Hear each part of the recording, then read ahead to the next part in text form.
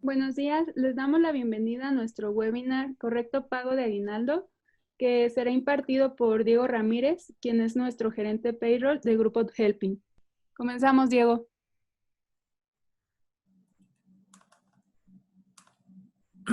Hola, buen día a todos. Gusto en verlos de nuevo. El día de hoy vamos a ver lo que concierne al pago del aguinaldo. Recordemos que este año es un tanto atípico, no es un año normal, donde ya estábamos acostumbrados a generar el pago del aguinaldo. Regularmente siempre lo hacemos en diciembre. Y pues lo generábamos con la trayectoria de trabajo de cada uno de nuestros colaboradores, ¿no? Del centro de trabajo, y no pasaba a mayores, no había ningún problema ni nada. Este año tiene la particularidad de que seguimos todavía en esto de la pandemia. La contingencia que se tenía prevista en abril, marzo, cuando empezó todo esto, que eran de 2, 3 meses de cuarentena, la verdad es que ya estoy casi seguro que así nos vamos a seguir hasta el otro año, si no es que vamos a cumplir el año así. Y pues bueno, esto tuvo ciertas afectaciones en el registro de los días trabajados, ¿no? Cómo lo registramos con nuestros colaboradores, qué fue lo que hicimos, a qué acuerdo llegamos. Recordemos que en webinars pasado habíamos tocado el tema de si vas a mandar a descansar a los trabajadores, puedes hacer el famoso paro técnico, y en los acuerdos de paro técnico se debió de estipular qué era lo que iba a afectar en materia de pago, ¿no?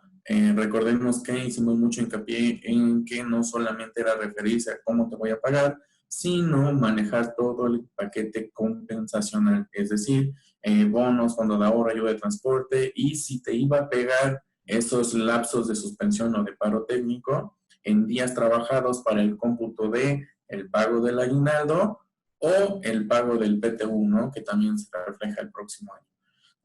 Entonces, eso ya se debió haber abordado. Si no lo tienen abordado, están todavía en tiempo para que ustedes lo puedan analizar si va a tener un impacto en su centro de trabajo en los días trabajados, ¿no? Recordemos que el aguinaldo es una fórmula que se saca con base al salario, lo vamos a ver un poquito más adelante, y con base en días trabajados de cada persona. Entonces, eso es lo que determina en prácticamente la fórmula para el pago correcto del aguinaldo, ¿no? El pago del aguinaldo también tiene una implicación.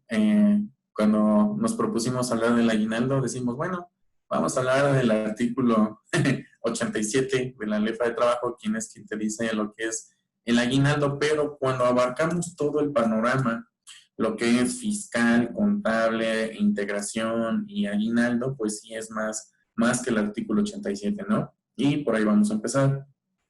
Recordemos que ya estamos en la recta final prácticamente de este ejercicio 2020, que todos queremos que ya se acabe, para ver si el otro nos trae una mejor vibra. Pero ya estando en la recta final de este año, es cuando empiezan los amarres, ¿no?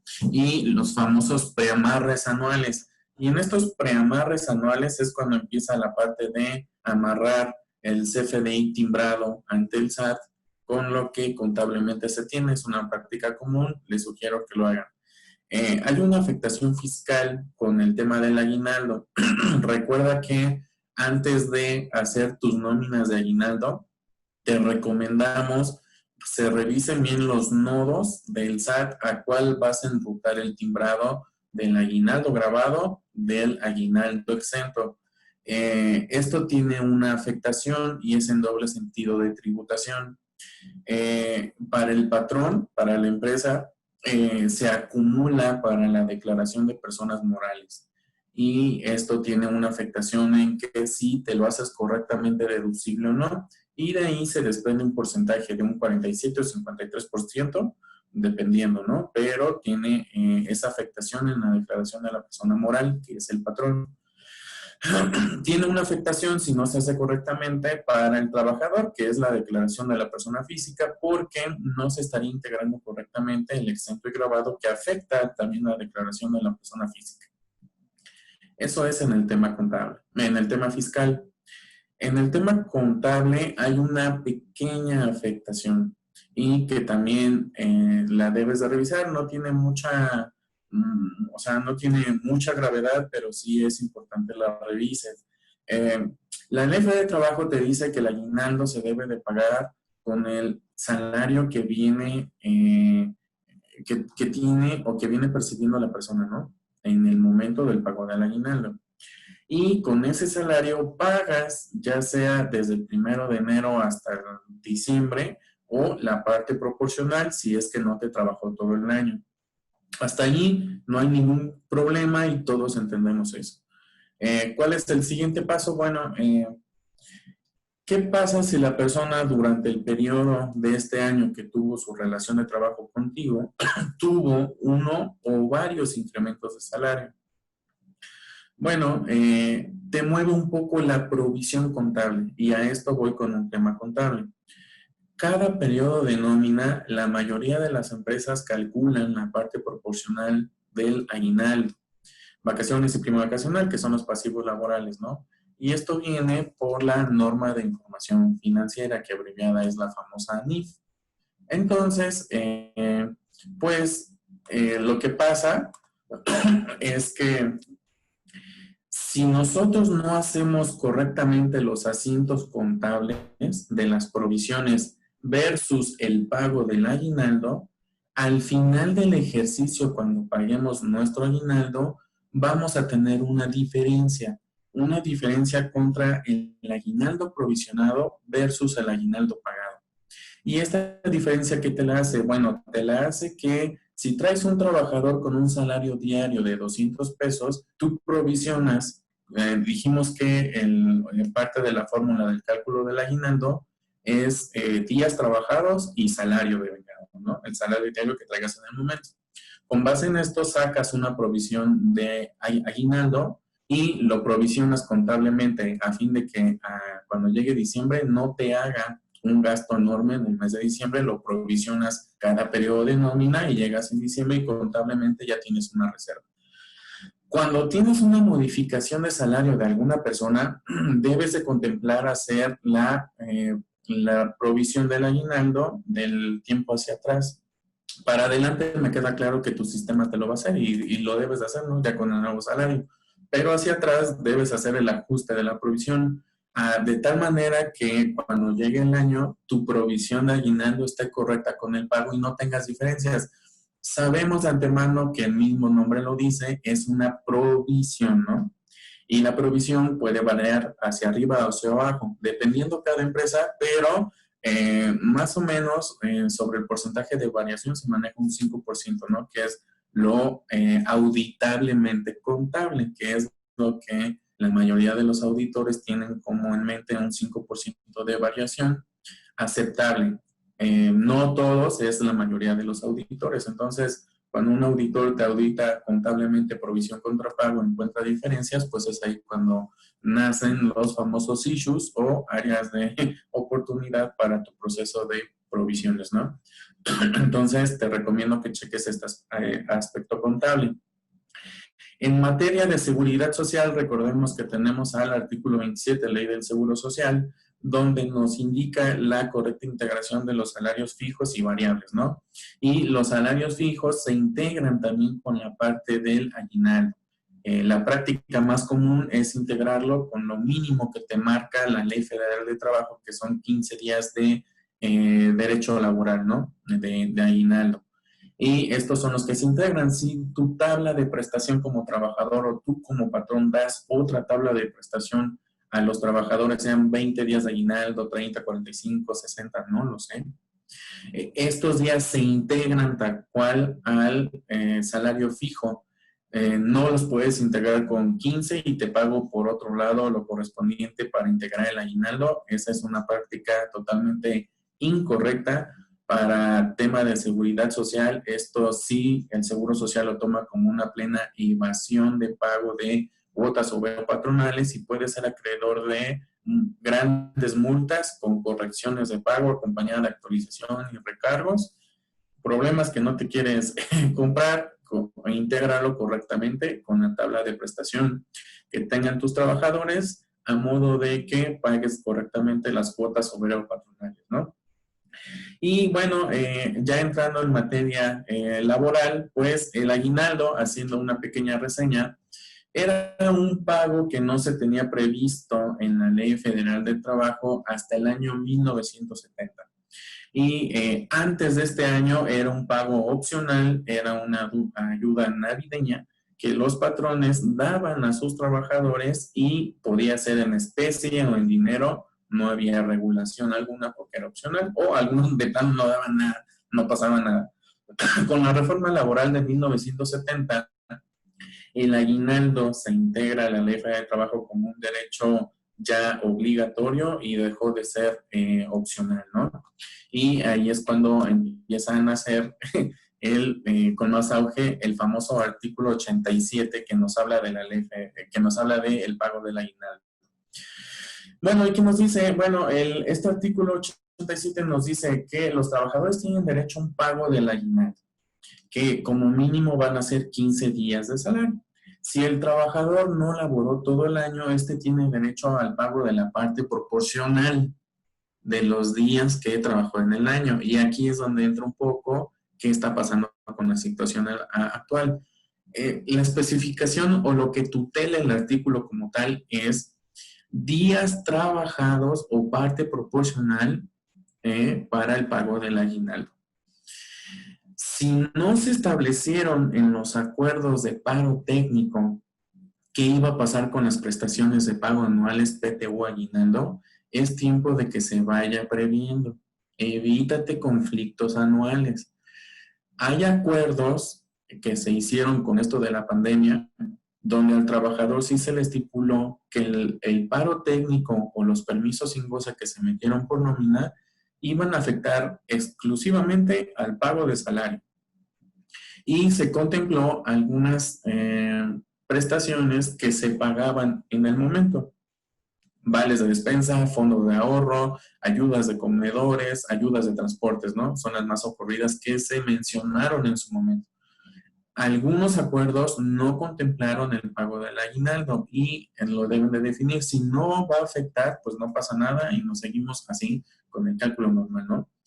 Pero si sí va a afectar y no se contempló en el acuerdo, debes de meter un anexo al acuerdo en el cual el empleado esté consciente. Acuérdate que ese tipo de acuerdos, ya lo hemos dicho anteriormente en otros webinars, son prácticamente acuerdos de buena fe celebrado entre dos personas. Entonces, no puedes obligar ahora al trabajador a decir, sí te va a afectar cuando en su momento no se contempló. Si tú hablas con el trabajador y el trabajador es sensibilizado en este aspecto y ahora quieres poner un anexo a tu acuerdo de paro técnico, anexo laboral, no lo sé cómo lo llamaste, acuerdo de pago, reducción de jornada, y quieres meter el anexo para que sí, de alguna manera sí afecte la prestación del pago del aguinaldo, estás en tiempo, acuérdate que siempre es una firma de buena fe, ¿sale?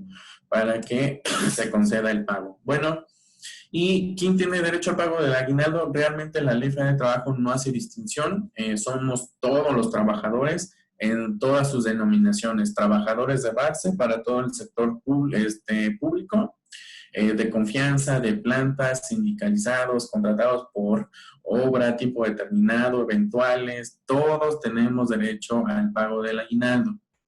Si por alguna razón tú eres una persona, y esto vale la pena recalcarlo, tú eres una persona que dentro de tu hogar, tu casa, contratas a una persona para que te haga la limpieza, recuerda que, bueno, ya el año pasado también se modificó la Ley Federal de Trabajo, donde los trabajadores del hogar tienen los mismos derechos que un trabajador normal. Contempla el pago para los trabajadores del hogar, si es el caso que tú tuvieras una persona del hogar trabajando, que son las famosas personas que te ayudan a hacer el quehacer. Puedes tener trabajadores del hogar de planta, ya que vivan ahí contigo y estén atendiéndote 24/6, porque deben de tener un día de descanso. Pero si es una persona que va 1 o 2 días a la semana, no importa, deben de tener derecho al pago del aguinaldo. Te lo vamos anticipando también porque muy seguramente la Secretaría del Trabajo va a sacar mucha campaña de que los trabajadores del hogar tienen derecho al pago del aguinaldo y más como está la situación. Para el personal que es comisionista y que no tiene salario, ¿se le debe de pagar aguinaldo? Realmente sí. Recuerda que en la ley del Seguro Social se establece el criterio de que si una persona es contratada, por darte el ejemplo, y es el más ocurrido siempre, el famoso vendedor de autos, ¿no?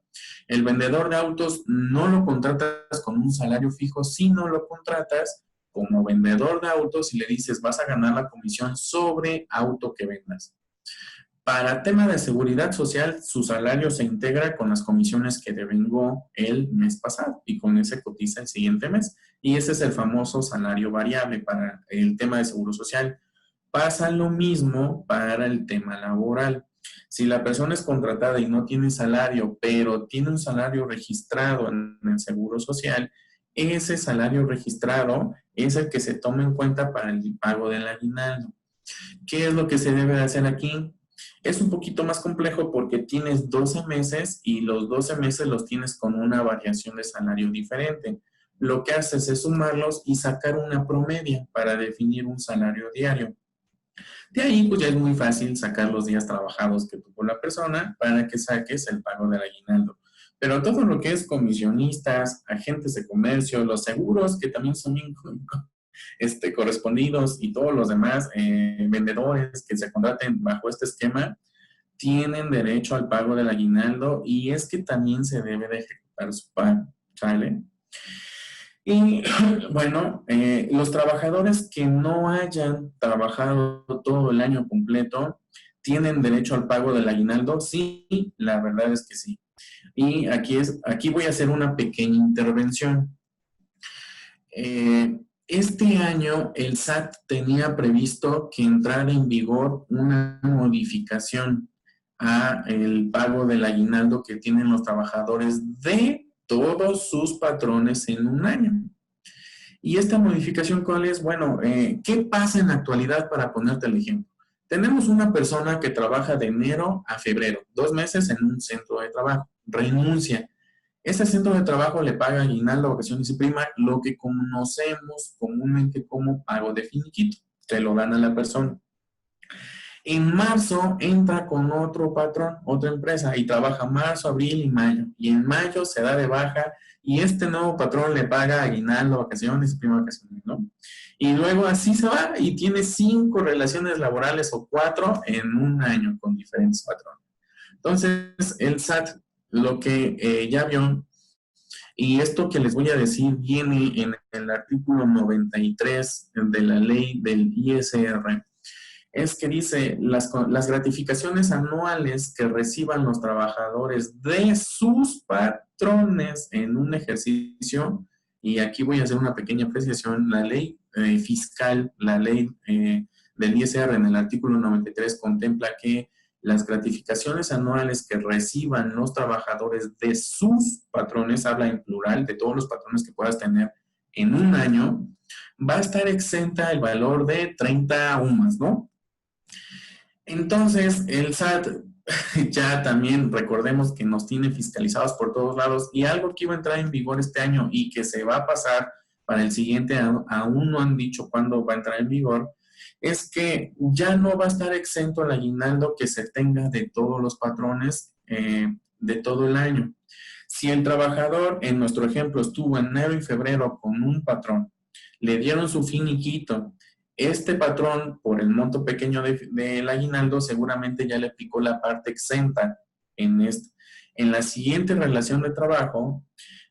Cuando vaya a ser baja, debe el patrón, ahora sí que de recabar el dato del antiguo patrón para decir, a ver, ¿cuánto le aplicaste tú de exento? al año, por ahí el exento de aguinaldo son como 2,500 y tantos, ¿no? Entonces, ¿todavía me alcanza? Sí. Ah, bueno, entonces le aplico el exento. Ya no me alcanza, entonces todo el aguinaldo ya es parte grabada. Para el tema fiscal, ahí aguas, esa reforma que se nos viene al artículo 93, la verdad es que sí nos va a mover mucho la parte del pago del aguinaldo en el finiquito, exclusivamente en el finiquito o liquidación, porque si es un empleado, en nuestra operación normal conocemos a un operador de producción que puede rotar en un año hasta 5 o 6 veces mínimo en los centros de trabajo. Entonces ahora debemos hacer una compilación de sus finiquitos del año para ver si están con el aguinaldo exento. Si ya topó, entonces ahora lo paso a aguinaldo grabado. Y esa es una modificación que iba a entrar en vigor en julio de este año. La recorrieron para noviembre, pero ya dijeron que ahora para noviembre tampoco, que va a ser hasta el otro año, pero no han dicho cuándo del otro año, ¿no? Entonces es una modificación que también debemos de tener prevista en materia laboral. Bueno, habíamos ya hablado un poco de los trabajadores eventuales. Antes de continuar con el tema de trabajadores eventuales, como en todos los webinars, te invito a que durante el desarrollo de la presentación, si tú tienes alguna duda, comentario o algo no te quedó claro, con todo gusto lo escribas en la sección de preguntas y respuestas y al final vamos a tener todas las preguntas, vamos a tener las respuestas. Si está en mis manos, te las voy a responder en el momento, no pasa nada. Si no está en mis manos, no te voy a dar una respuesta errónea. Me llevo la pregunta y te la respondo en el transcurso del día a través de un correo, ¿no? La intención es que, como en todos los webinars, te sientas con la confianza de escribir tus dudas, no pasa nada. Realmente el pago del aguinaldo no es nuevo. ¿Qué sí es nuevo? Bueno, lo variante que tenemos este año, que es la pandemia, y en la segunda variante, ¿cómo estableciste el acuerdo de pago, no?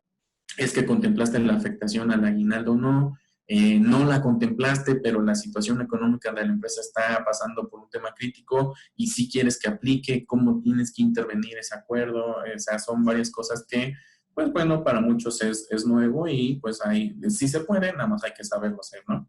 Los trabajadores eventuales, retomando ya la presentación, ¿tienen derecho al pago de la parte proporcional del aguinaldo? Sí, es prácticamente por el tiempo que prestaron sus servicios, ¿no? Recordemos que cuando nos metemos en el tema de trabajador eventual, podemos verlo en dos variantes. Una variante es de acuerdo al tipo de contratación. La contratación te puede decir que es un trabajador eventual por tiempo y obra determinado, de acuerdo al artículo 39 de la Ley Federal de Trabajo, ¿no? Y así tienes a la persona y es un derecho recibir el aguinaldo por los días trabajados, ¿sale? Pero también podemos tener trabajadores eventuales que te trabajen por día. Te voy a dar un ejemplo. Contratas a una persona que te esté repartiendo volantes en la calle, ¿no? Haciéndote, no sé, marketing, qué sé yo, pero reparte volantes en la calle. Y esta persona que reparte volantes en la calle, se te ocurrió hacer un contrato, porque no quisiste renovar de julio a diciembre, 6 meses, pero de esos 6 meses solamente te trabaja 2 días a la semana, ¿no? Y tú lo tienes dado de alta en el Seguro Social y demás, ¿no? Entonces, ¿qué pasa en ese tipo de contrataciones? Esas también están previstas en la Ley Federal de Trabajo, son totalmente legales y ¿qué es lo único que pasa? Que le pagas el aguinaldo por el récord de los días exclusivamente trabajados. No estás obligado a pagarle de julio a diciembre, sino exclusivamente por los días trabajados de los 6 meses que lo vayas a tener.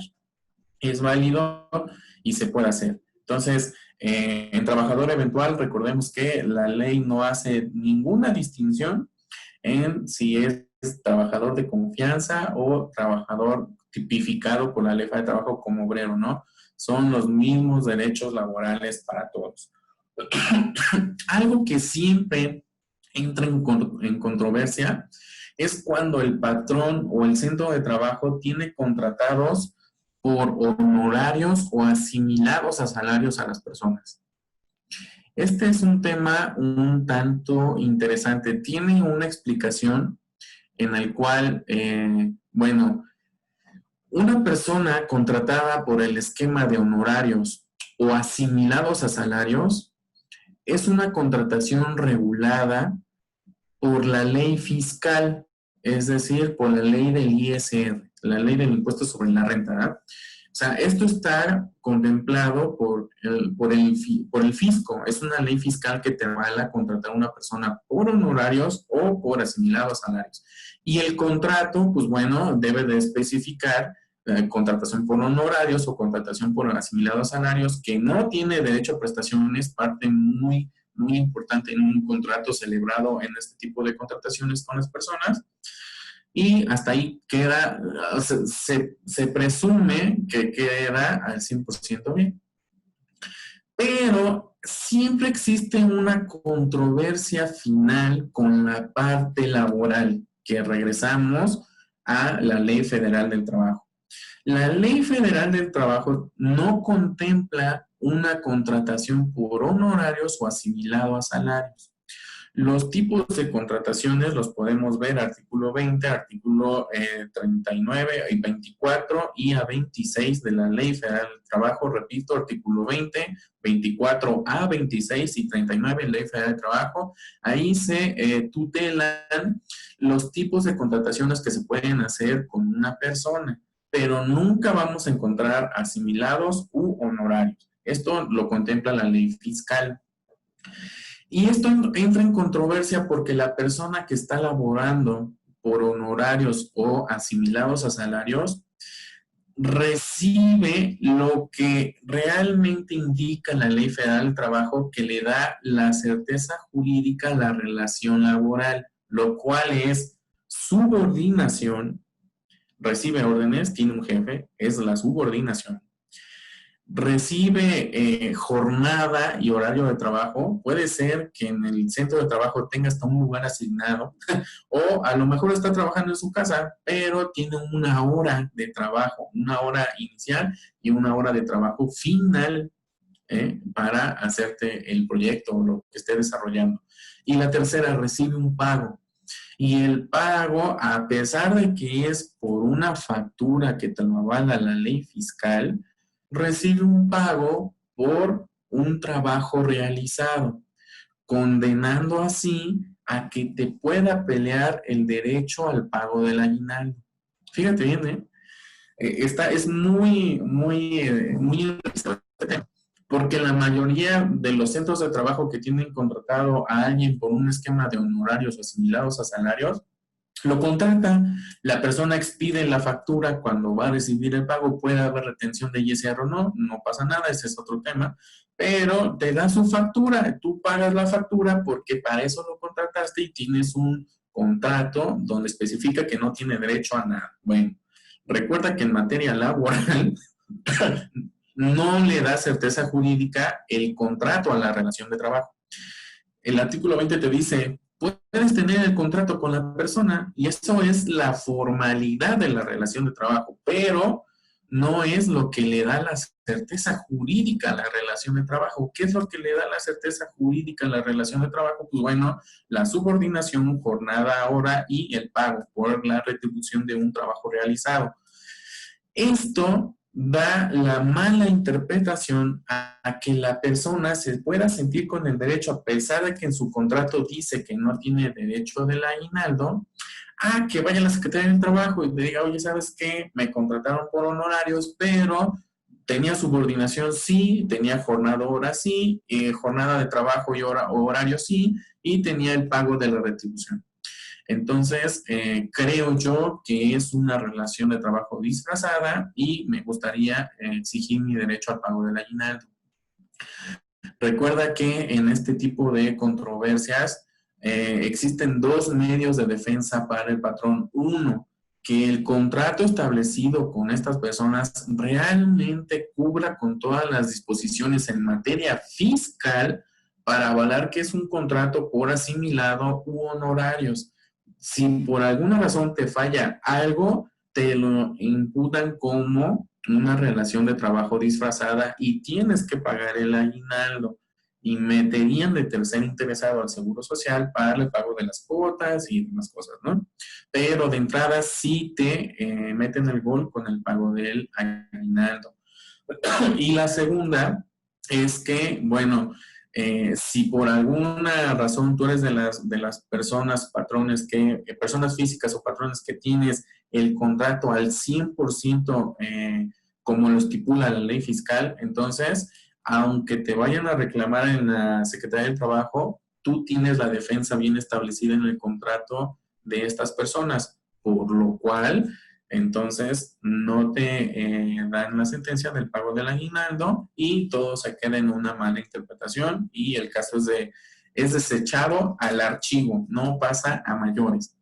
La recomendación aquí es, si tú en tu centro de trabajo realizas contrataciones por honorario o por asimilados a salario, uno, revisa que el contrato establecido contemple que no va a tener pago de aguinaldo, ¿sale? Ni de prima vacacional, ni derecho a disfrutar vacaciones, porque no está en una relación de trabajo, te está realizando un trabajo por proyecto o por temporada, nada más.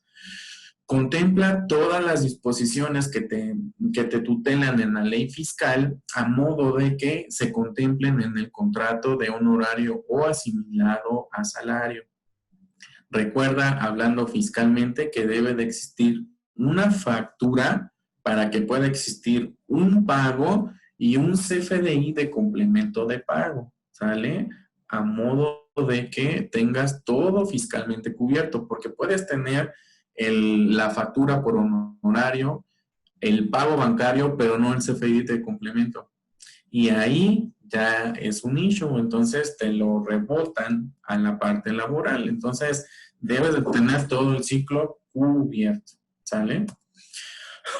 Para las personas que tienen incapacidades o sufrieron incapacidades, bueno, la más prevista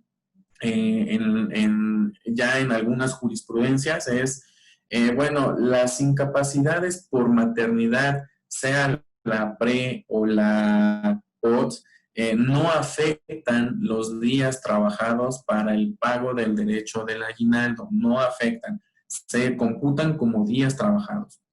Las incapacidades por riesgo de trabajo.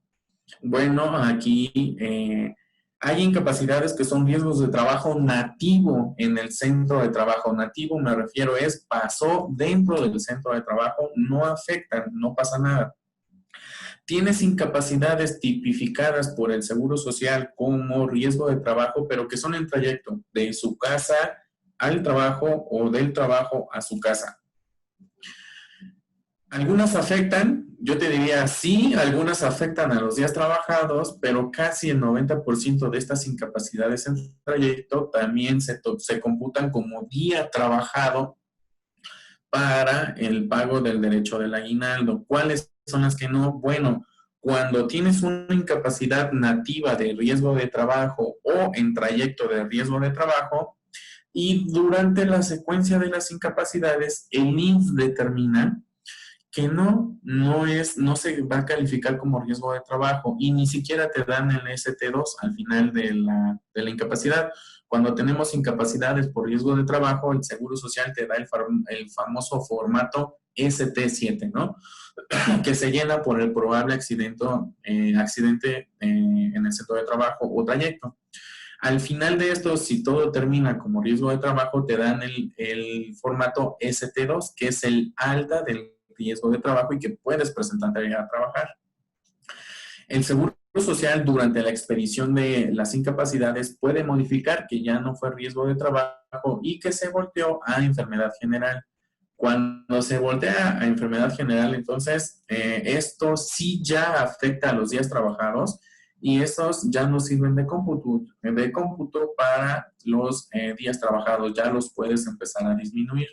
¿Sale? Y todas las incapacidades bajo el esquema de enfermedad general sí afectan para los días trabajados, es decir, disminuyen los días trabajados para el pago del aguinaldo.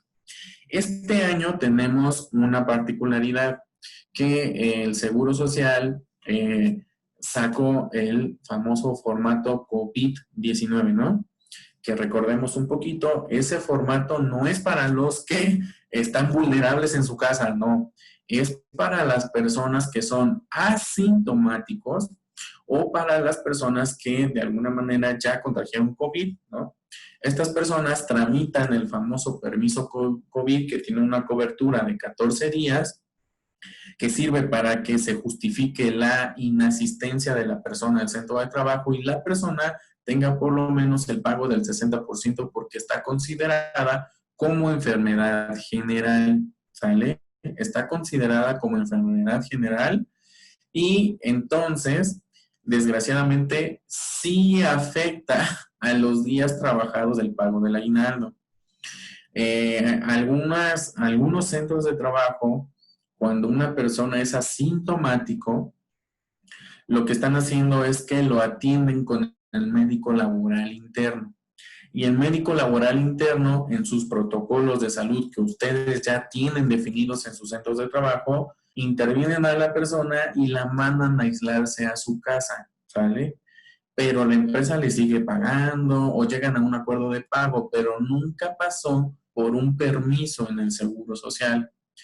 Este tipo de situaciones que se están manejando internamente en los centros de trabajo no afectan a los días trabajados, ¿eh? No vayan a querer disminuir días trabajados si están manejando un esquema interno para estos manejos de casos. Estos manejos de casos son trabajados internamente dentro del centro de trabajo y no existe ningún papel con fundamento oficial y legal para poder disminuir días trabajados del aguinaldo. Se contempla todo como día acumulable para el pago del aguinaldo, es decir, todo cuenta como día trabajado. Si ustedes quieren disminuir estos 14 días de los días trabajados, entonces la persona tendría que tramitar su famoso permiso COVID-19. De lo contrario, se computa como día trabajado absolutamente normal, ¿vale? Y bueno, otra modificación que hubo el año pasado, mayo 2019, con la reforma laboral, fueron los permisos de paternidad, ¿sale? ¿Cuáles son los permisos de paternidad? Bueno, los que pide el varón para cuando nace su bebé o cuando adopta un bebé, ¿no? Y esto se computa como día trabajado. Los 5 días que le damos a la persona como permiso de paternidad, los 5 días se cuentan como día trabajado. Como lo contempla el artículo 132 de la Ley Federal del Trabajo, esto cuenta como día trabajado y no merma la parte acumulativa de días trabajados para el pago del aguinaldo. Muchas gracias, los esperamos en el siguiente webinar. Muchas gracias a todos, que tengan un buen día y gracias por conectarse. Hasta la próxima.